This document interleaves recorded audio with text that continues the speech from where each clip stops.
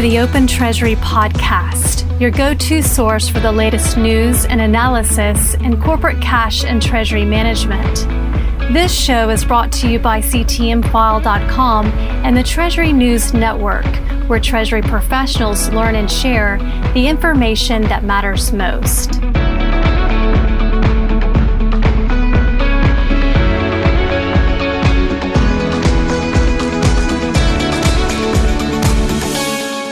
Hello and a warm welcome to the Open Treasury podcast from CTMfile. I am Pushpendra Mehta, Executive Writer for CTMfile, and I have with me Craig Jeffery, Managing Partner at Strategic Treasurer. Welcome, Craig. Good morning, Push. For the benefit of our CTMfile audience, we will begin our conversation by discussing the sixth article in a series on leading practices in corporate treasury published on CTMfile. This article is divided into two parts, and today we will be discussing the first part of staff development that focuses on four key components: career development planning, career positioning, savvy communications, and cultivating strengths. Consistent staff development is pivotal for creating a forward-thinking and truly innovative treasury culture. So compassionate leadership ensures that as treasurers hone their expertise to thrive in the modern workplace environment, their staff also grow and flourish. Craig, my first question to you is about career development planning. Why should treasurers develop a career development plan for their team members? And what are the key components of a far-sighted career plan?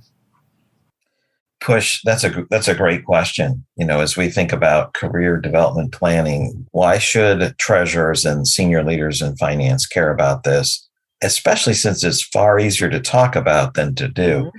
But I think in terms of organizing some of our thinking here, in terms of what are some leading practices, it's understanding that you need to provide an opportunity where people can grow and thrive. And it's not just about a financial return for the individual. It's what helps them grow and thrive. And that might be intellectual challenges, new experiences, dealing with technology, something that might be of more technical nature. And so this idea of career development planning is thinking through the staff and thinking through the organization and what's needed over time for the organization and what's needed over time for the individual staff. And so when we think about roadmaps and multiple paths that can be taken, these can be done in the form of not just skill sets, not just positions, but different areas of expertise, areas of strength, and areas of focus. And so people may move around within treasury or within finance. If this is being thought out and people know that there are several different options, not just a straight linear line up, this might be the most effective way of having staff become well-rounded across a number of different areas. You mentioned people and retention. My next question connects with that and builds on it. While it is important to develop a treasury team with appropriate experience and skills, it is recommended that treasurers must not forget that employees have specific career aspirations and goals that must be met. Craig, my next query to you is about career positioning. How important is career positioning for the growth of an organization and its employees? And why does putting the right people in the right job create the most value? Yeah, I think it was Einstein who said, if you try to get a fish to climb a tree, the fish will think it's foolish or stupid because it's not built that way. There's an aspect of career positioning in that sometimes we have to do things that we're not good at. We have to get at least proficient at things. And that's true with everything to some extent. But there's areas where your team is highly skilled at. This is a crucial area of making sure they're spending probably the most significant amount of their time doing things that they excel at and do really well. They have special abilities. But Push, one thing that I think is really important here in this positioning and expectations is to help your team understand that just because they see success by doing things a certain way doesn't mean that will give them all of the skills to continue moving. Those skills may need to change. Example of that is maybe I was great at moving up at the beginning because I was highly technical in a particular area. And then I became the supervisor and then the manager. And I gained more broad-based exposure by becoming expert in each of those areas.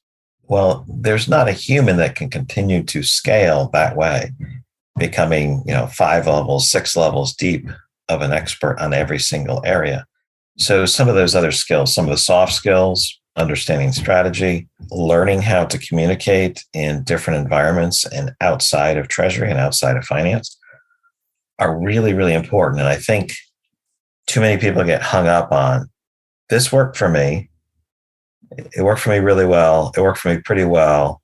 It's not really working for me means maybe there's a different way to grow and develop as you navigate the organization and move up or move over to areas that make sense. So I think that type of coaching is vital for this career positioning and expectations.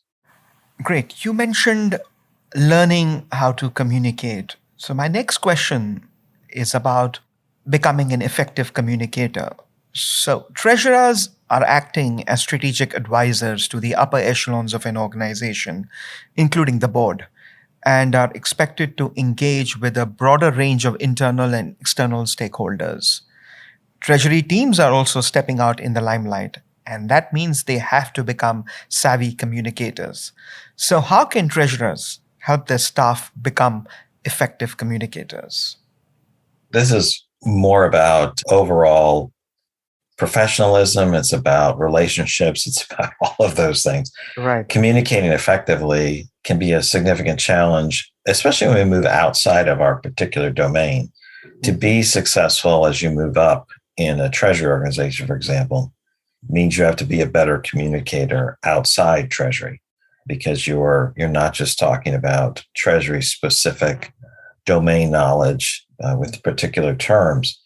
So this idea of how can we be a better communicator? How can we explain things in a way that the other person understands? Not that they're not intelligent, but they may have a whole different set of terms in their mind, understanding what's important. So knowing what they think is crucial, which usually means understanding what's driving and motivating them.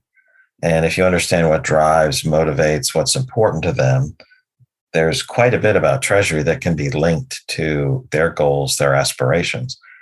And the more you understand what they're doing, what their challenges are, which requires asking questions and listening, restating, then they're far more willing to hear what you have to say because it's far more relevant and they know and see that you understand what they're talking about.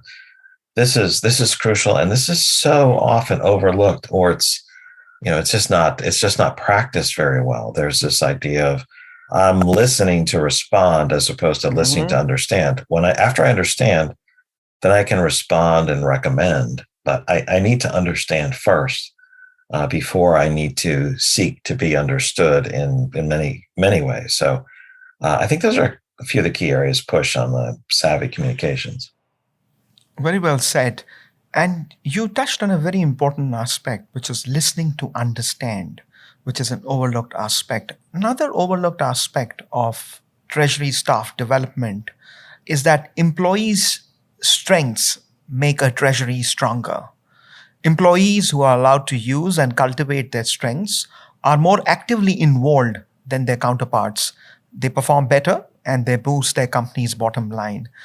My last question to you for the day is, can treasurers leverage their staff's strengths as a business strategy to achieve competitive advantage? If so, should the treasurer focus on identifying and maximizing their staff's strengths to augment the organization's growth? I like the last line you said probably the most, identifying and finding ways to strengthening and augmenting their staff's growth. Like, where are their skills? How do you get them to leverage them most fully? Now, I said earlier, there's sometimes where you have to teach them skills that may be very, very rough in some people, but that's going to be essential for their success and for their contribution to the success of the organization. So career and corporate items line up.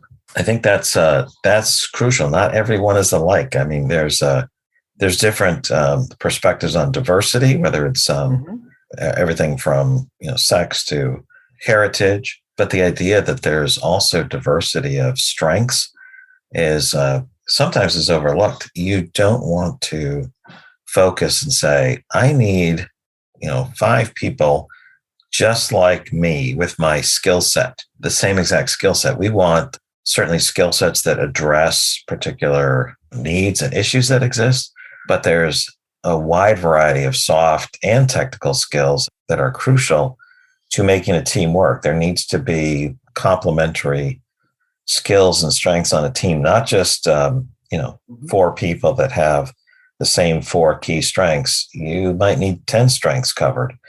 And so that putting the team together makes sense, right? You wouldn't have a baseball team with all catchers. You wouldn't have a soccer or football team with all forwards or goalies.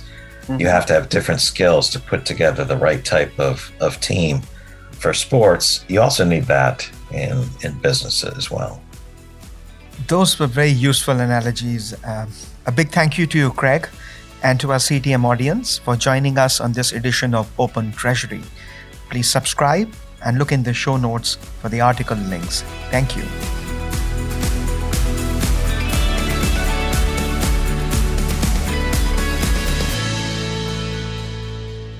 This podcast is provided for informational purposes only, and statements made by Strategic Treasurer LLC on this podcast are not intended as legal, business, consulting, or tax advice. For more information, visit and bookmark strategictreasurer.com.